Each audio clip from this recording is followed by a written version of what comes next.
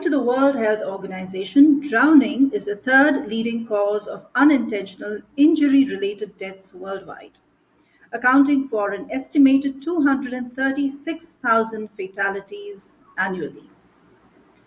Of course, stats vary according to location, but the ability to swim is a life saving skill that is crucial for absolutely everyone. Hi, I'm Tej, and on today's episode of Chezuba Talks, I have a mother who is on a mission to assist in reducing the financial limitations for students wishing to pursue higher education and help reduce unintentional drownings by educating youth on water safety and drowning prevention.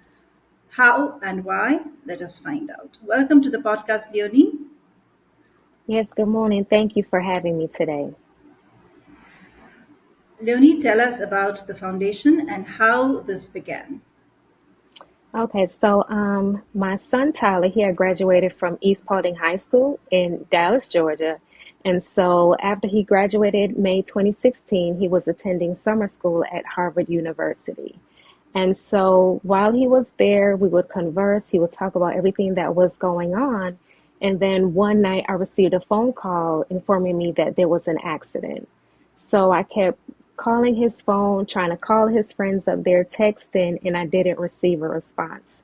So it wasn't until late that night to the next morning that I found out that he had drowned.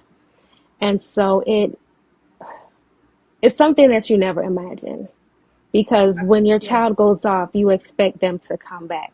And even the day prior, we had discussed what food he wanted me to cook for him when he came back to Georgia. And so when I got that call, it broke my heart and I went into shock and all these questions and all these things ran through my mind. And so at the time, while I was trying to focus on that, it's like everything else just escaped and lost me. And so it wasn't until after his passing, because before that, he and I had discussed trying to set up a foundation to help single mothers with disabled children because I have a daughter who's disabled. And so once Tyler drowned, my focus shifted and I said, okay, what is it that I can do to honor Tyler's memory? Because he was an awesome child and he was also a great big brother. And like a lot of times when things happen to our children, parents always tend to say, oh, well, I had such a great child. He was this, he was that. But I can truly say that Tyler was a great child. And so with that, the Tyler Green and Taylor Grant Foundation was established. So my son, Tyler Green, and my daughter, Taylor Grant. And so I put both of their names together because it was like such a special bond that the two of them had. So even though he was away at Harvard, they would talk every day on the phone, they would video chat, do all these things, and they had pure love for one another. And so that's why the name of the foundation was placed like that. And then two, we said, okay, what can we do to honor his memory? So he just graduated from high school. So we said, okay, we have to give some type of educational scholarship because Tyler wanted to be a computer programmer. And so because he couldn't fulfill that dream, that passion that he had, it's like, well, what can we do? So we said, okay, we can give educational scholarships to students at his high school, those that are trying to pursue their passion, what it is that they want to do. And then also I saw the need that children need to learn how to swim. So my family's from Jamaica. And so when I was a child, we would go to Dunsville Fall, we'd go to the river and do all these things. And so with my children, Tyler, he would get in the water, but he would not swim a lot. And when we go back home to Jamaica, he would climb Dunsborough Fall and he'll get in the water a little bit and he would swim sometimes. But unfortunately, my daughter Taylor, she's disabled, so she's unable to swim. And so when would talk to Tyler about swimming and everything, there was, I don't know if the hesitation was because he felt like he would be able to do something that his sister couldn't participate in. So there wasn't really that full stress of taking swimming lessons so that you can be an avid swimmer. And so that's how the foundation was established. And since 2017, we have been awarding scholarships in Tyler's memory. Yeah, I'm so sorry for your loss. I can't imagine the pain that you have been through. And Thank you for starting that nonprofit for so many families. I'm sure this has proved to be a kind of a savior. So, what are the kind of programs or initiatives that you offer? Is it something that you help with the lessons, or someone to help with studies or things like that? So how many different programs? So with the educational scholarship, we offer two $1,500 scholarships. And so that is for students who are seniors at the high school who they have to not fully mimic, but do some things that Tyler like to do. So active in community service, active in their church, have good grades, and show potential. And so we have this thing that we need to stand apart. So we're looking for students that stand apart. And so for the past several years, we have awarded scholarships to East Porter High School seniors. This year, we awarded our scholarship to Olivia Tilley. And the year prior, her sister, Sarah Tilley, was actually a recipient as well. So that's the first time since awarding a scholarship that two siblings received a scholarship. And as far as the swimming lesson scholarship, we offer the finances to pay for the swimming lessons for the students that apply. Oh, that's wonderful. And so you talk about these winners or the scholarship awardees, and have you tracked their progress after the scholarship has been received by them? Actually, one of our East Porter High School students, she was a scholarship recipient. It was either 2020 or 2021, and she reached out to me, and so she was apologizing for not keeping in contact with me.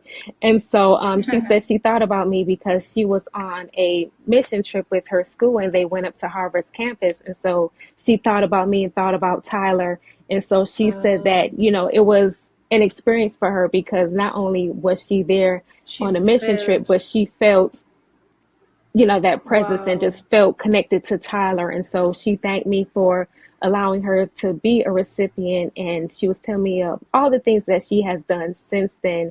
And she's excited and she's looking forward to the future and making things the way how she sees them for her future. That is beautiful. That is truly beautiful. Let's take a break to understand what Chezuba is. Everyone at some point ponders on how this beautiful life can be made more meaningful. Maybe you're a leader trying to enhance your employees' experience at your organization. Or you already work for the community and seek volunteers with state of the art skills to strengthen your nonprofit. Whatever your situation, know that you can make a difference. Chezuba began with this very vision, a vision to facilitate every skill and every passion in the world in meeting a social need. Corporate volunteering has several benefits for both businesses and organizations.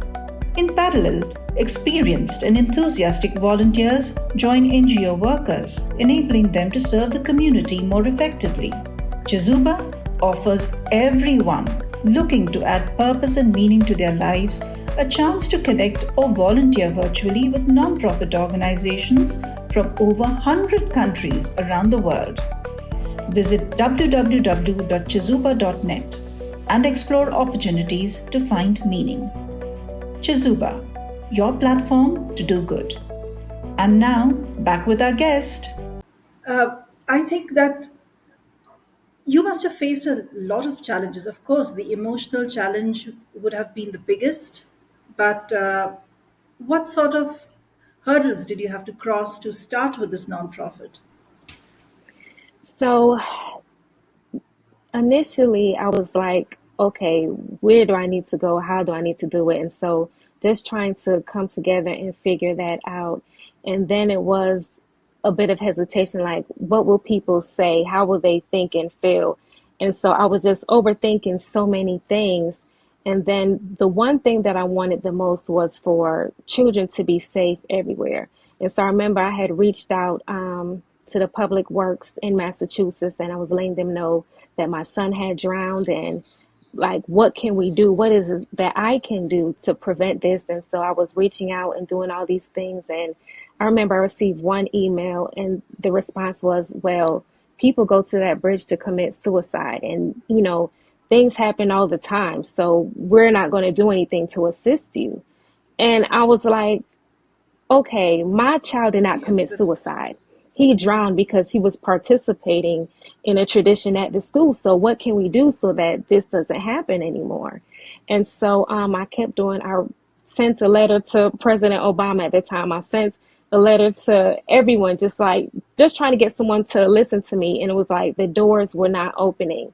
And so finally, when I was almost close to giving up, Mayor E. Denise Simmons, she was the mayor at the time in Massachusetts, and I sent an email to her and I was like, I need your help. And so she allowed it to be done where there's warning signs now placed on the Weeks footbridge. So I am totally grateful for her. And then also Harvard, they put in their student handbook just a warning about the implications and problems that are associated with jumping off of the bridge.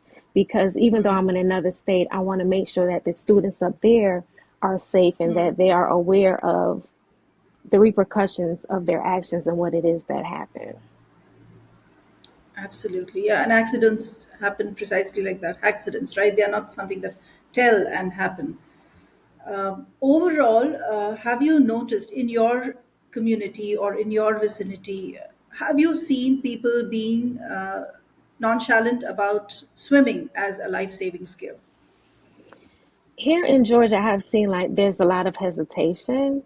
And so the hesitation is a combination of I can't afford to send my child to swimming lessons, or it's too far. I don't want to take that time to drive to bring my child there. And also, people are just fearful of water. And so it's challenging, but it's something that's necessary. And I had also tried to look into seeing whether or not the state of Georgia would implement a swimming proficiency test for high school students. But unfortunately, that cannot be done. And so, to me, I was like, okay, well, that would be important because just like how education is important upon graduation, swimming lessons Yeah. are important as well. And, in schools, they have where you have to take home economics or take music and all these other things. Swimming is Right. essential as well, and swimming should be a part of that. And so, if they're not influenced by that as far as okay, well, we need to learn how to swim, we need these opportunities, students need these things just as much as they need to learn how to cook or to fix a car. It makes it difficult. And so I've talked to some people about it and they're like, I wish I had the time that I can do it, but we make time for the things that we want to make time for, and this is the time right now, especially with the amount of drownings that's going on, to save not only our children, but to save those that we don't know as well, because their lives are just as important. I would say yes. Swimming lessons and even financial education actually should be mandatory in schools. These Yes. are things that are absolutely essential for living a life. With your swimming lessons, do you have a collaboration with some institutes or coaches who are able to help you out with this? So in Dallas, we had connected with Roundtree Recreational, and so they have a indoor swimming pool and it's heated, and so a lot of children like to go there. And so right now we're in the Paulding County area, and we were assisting those students that were attending the Paulding County Boys and Girls Club, but unfortunately it closed. So now we're going to branch out to Cobb County so that way we can connect with students out there and still try to use Roundtree for those that live in this area, but also try to help those children that are in Cobb that attend the YMCA out there. Okay. So, for an ordinary person who is, suppose people are traveling in a group and they have an accident like this, the thing of utmost importance is basically CPR, right? Being able to retrieve the person and give CPR. These are all skills that every person should know. Now, along with the swimming lessons, are these also taught, or it is just a swimming for survival kind of lesson? It's just the swimming part of it. But like you said, CPR is definitely important. And this might be a little off the subject, but about 2 years after Tyler had drowned, my daughter she started developing seizures. And so one time I went downstairs to turn the kettle off and she was in the tub. And when I came back, she was unresponsive in the bathtub. And so I had to pull her out of the tub. And it was just like that heart wrenching feeling again of My having another God. child, drown. And so I was doing that. And also I was praying and I'm like, Lord, just please help her because I cannot go through this again. So when you mention CPR, that is important as well because drownings can happen anywhere. Absolutely, yes, yes. So these are things that need to be done, and an ordinary person traveling, passerby, seeing somebody drown, needs to be able to help in some form. So that, of course, is also a very important skill. Yes. So, Leonie, where do you see your nonprofit going? Are you going to be continuing to do this, or are you planning on enlarging your area of work? I want this to continue to go on because everyone needs a quality education and every bit matters. If it's $5, $100, or $5,000, anything that we can give towards helping somebody with their education is important. Also with swimming, you know, I don't see drowning, especially intentional drowning, being eradicated. So it's something that we need to do to make sure that children and young adults are safe. And so right now we're in Paulding County. I will want to branch out to Cobb County. And then hopefully within the next few years, we can impact other counties as well so that we can increase our impact within the communities. Wonderful. You are one strong mother, Leonie, and I wish you success in all that effort to create awareness. I wish you a lot of happiness and luck with people coming forward to help you out. Would you require any kind of volunteers for your organization? So we are always looking for help. So if it's just, putting out a post on social media or helping us with an event. So our Yeah. 5K this year will be held in September and it's going to be virtual again. So we need Uh-huh. volunteers helping just to get the word out to encourage people to participate in our 5K. So yes, we can always take volunteers. Absolutely. So, here on my podcast, I am telling people, all of you who would like to volunteer for the Tyler Green and Taylor Grant Foundation, please go ahead and visit their website, which is Leonie. www.tylerandtaylorfoundation.org. Yes, visit that and see how you can help with their social media or even volunteering in any other form that they require. Get in touch with Leonie, say you've listened to this podcast, and say you want to help.